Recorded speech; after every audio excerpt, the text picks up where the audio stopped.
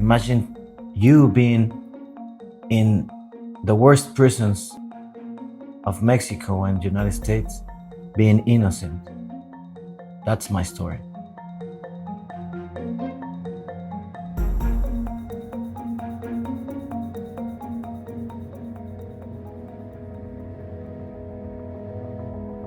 I'm sitting with the founder of the Fuerza in you, Gilberto Rivera.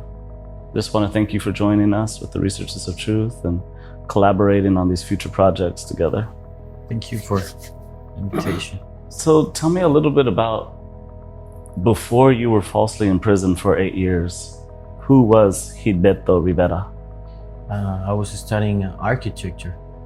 I studied architecture in Querétaro, and when I was graduated, it's when I get caught and went to prison, falsely accused. So this is right after graduation, if I'm not Yeah, mistaken. You get your first job. It was my first job, yeah, my first formal job, and it was a month later, after my graduation, I went to prison. Wow. For 8 years. 8 years in prison, falsely accused. Tell me a little bit more about this part of the story. Well, I was working. I was making a hotel and a ranch in Querétaro. Suddenly, one day, I remember that I see all these helicopters and police everywhere. But I never imagined that it was me that it was going for. Suddenly, I was like surrounded by a lot of cops. They were asking for Gilberto Rivera. Who was Gilberto Rivera? And I was Gilberto Rivera.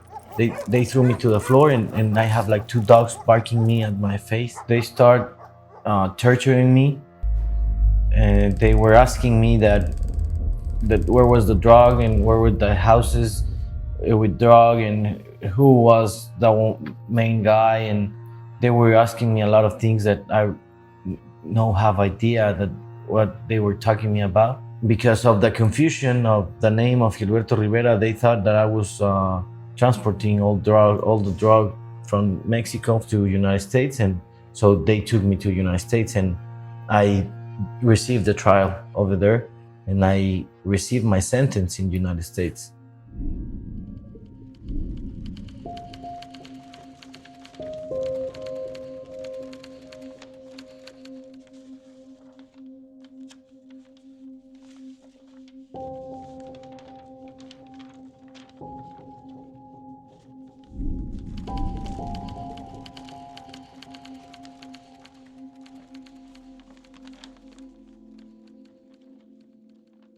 I just remember the moment when the judge told me the sentence, and my first thing that I do, I turn to my back to see my family, and it was the saddest thing that I would have lived in my life until that moment.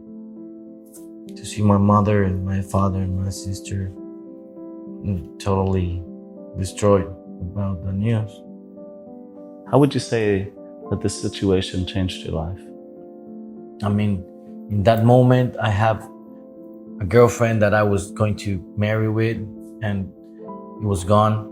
I have a career that I was like starting to grow, and it was gone. I used to have a family, and in that moment, it was gone.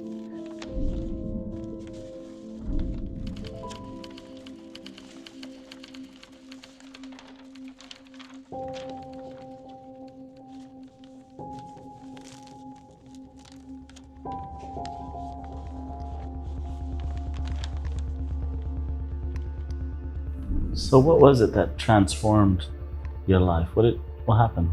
One day they took me to the hall.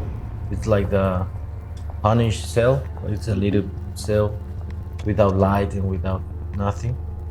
And I start hitting my head against that wall.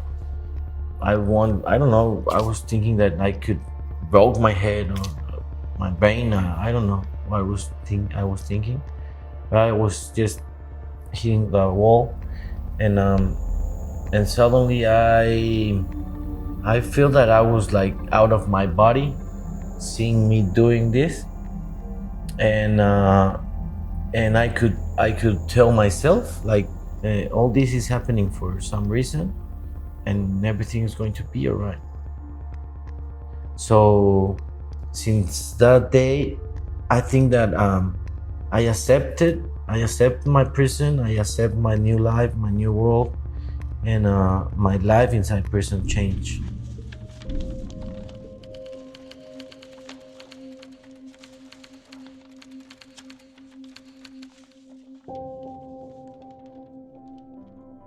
I remember that day they told me that I was going to be transferred to another prison. The guard told me, you have to, here's this clothes, you have to change your uniform. And I said, but I'm getting transferred. And he told me, you just change your clothes.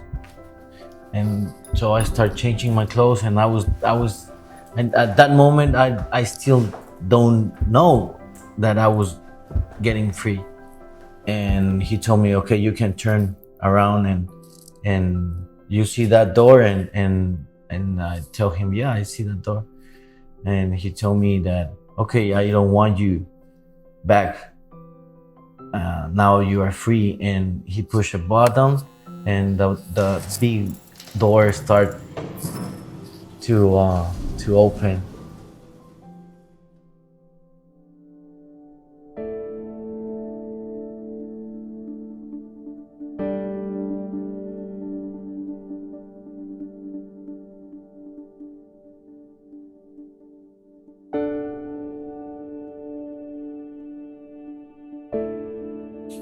So tell me a little bit more about your foundation, the Forces in You. What's the structure? What are you trying to implement within the prisons? Well, in the Forces in You, we have two main objectives. The first one is to prevent crime, and the second one is to have a positive reintegration to the society. The first thing that we do, we work with them with the education. In a psychological part, we can get the permission that we can give them like CrossFit, like spinning classes, and this kind of physical work. We work with them the medical part, but the most important pillar is the spiritual part. And we have noticed that if we don't work the spiritual part, all of the other things will fall down. So that's where your nonprofit Researchers of Truth will help us a lot, taking these teachings and these tools and this light to these inmates, so they can remember who they are and what they are.